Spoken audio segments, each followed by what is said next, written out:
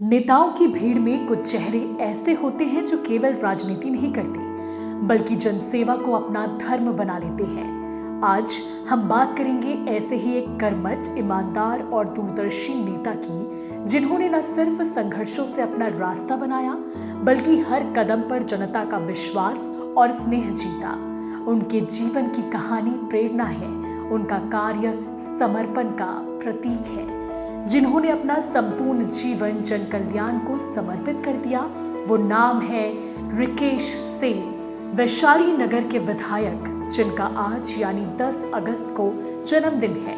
10 अगस्त 1981 में दुर्ग जिले में रिकेश का जन्म हुआ। उनके पिता का नाम आनंद सेन था। उनकी सारी पढ़ाई भिलाई से ही पूरी हुई।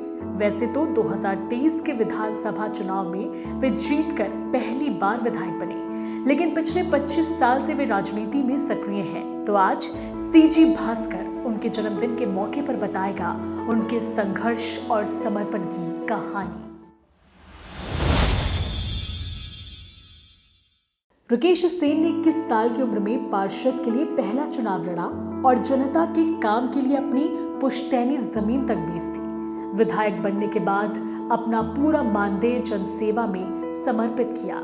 पत्नी का पार्षद टिकट कटवाया और माता पिता के साय के बिना रहते हुए भी क्षेत्र के हर वृद्ध के लिए सियान सदन बनाने का संकल्प लिया।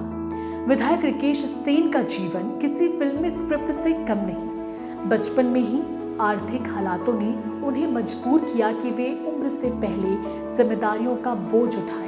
जहां बाकी बच्चे खेलते थे, वहां रिकेश भट्टी की तपती आग में काम करते थे।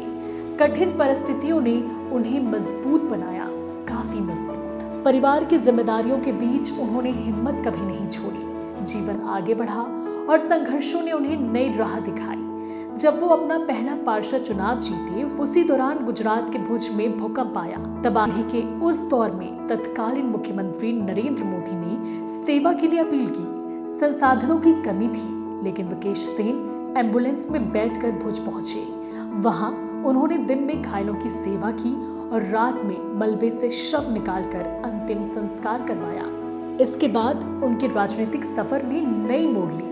वे भारतीय जनता पार्टी में शामिल हुए और पार्टी के सिद्धांतों को अपनाया। कई बार उन्होंने अपनी ईमानदारी और समर्पण का परिचय दिया। एक उदाहरण तब सामने आया जब पार्टी ने उनकी पत्नी को एक वार्ड से टिकट देने का प्रस्ताव रखा। उन्होंने परिवारवाद का विरोध करते हुए पत्नी का टिकट कटवाने की पहल खुद की। राजनीति में उन्हें कई चुनौतियां मिली। उन्होंने कभी एक ही वार्ड से चुनाव नहीं लड़ा, अलग अलग वार्डों से चुनाव लड़े और हर बार जनता का विश्वास जीता।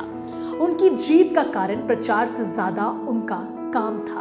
वे 5 बार 5 अलग अलग वार्डों से पार्षद चुने गए हैं। साल 2023 में भाजपा ने आओ नई सहीबो बदल के रहीबो के नारे और मोदी की गारंटी के साथ चुनाव लड़ा।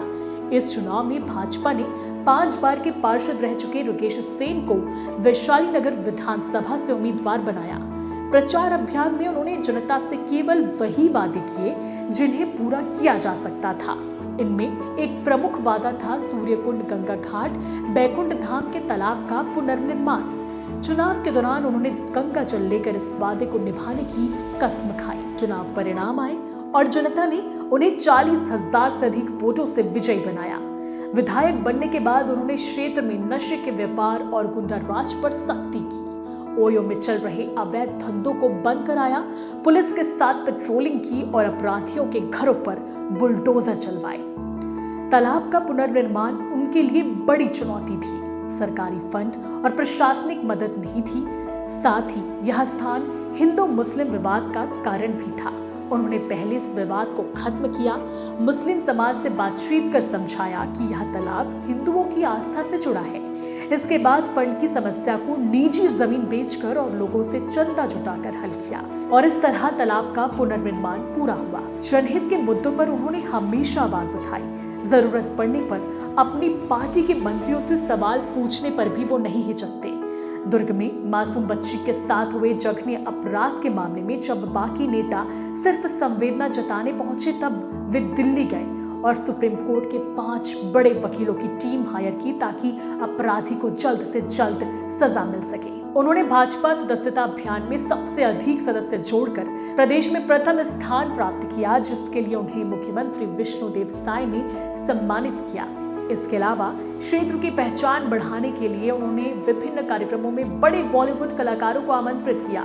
महिलाओं के हित में वे हमेशा खड़े रहते हैं। इस बार राखी महोत्सव में उन्हें 10,000 से ज्यादा महिलाओं ने राखी बांधी, जिससे उन्होंने खान सर तक का रिकॉर्ड तोड़ दिया। खान सर को एक साथ 7,000 बहनों ने राखी बांधी थी, लेकिन रिकेश सेन ने उन्हें भी पीछे छोड़ दिया।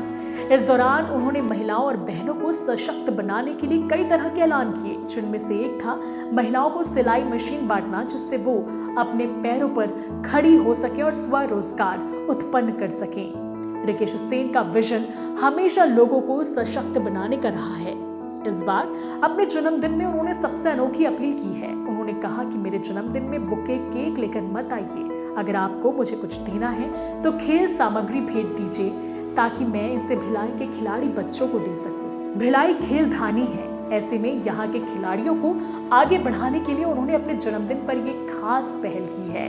पिछले जन्मदिन में उन्होंने लोगों से छाता, रेनकोट और व्हील चेयर मांगे थे, जिससे वो जरूरतमंदों तक पहुंचा सके। वे लोगों को रोजगार देने के लिए, उनकी मदद करने के लिए हर छोटी कोशिश जरूर करते हैं। इसीलिए वो कहलाते हैं जननायक, जनता की सेवा में हमेशा समर्पित।